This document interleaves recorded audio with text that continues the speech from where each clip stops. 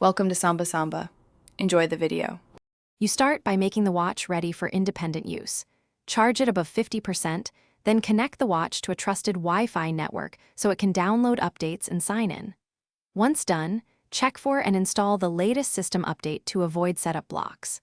Next, have your Google account email, password, and backup codes handy because you'll sign in directly on the watch.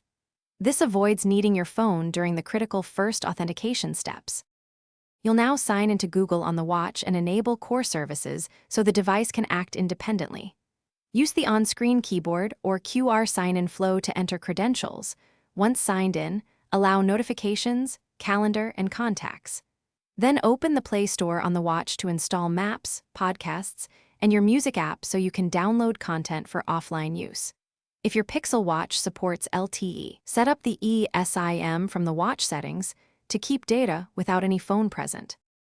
Finish by downloading the offline bits you'll need: maps, playlists, and transit cards so the watch works solo. Then test calling, messaging, Google Pay, and Activity Sync to make sure each feature runs without your phone. If something breaks, restart the watch first. If that fails, reset network settings or perform a factory reset and repeat sign-in. If sign-in issues persist, verify your Google account two-step settings and backup codes before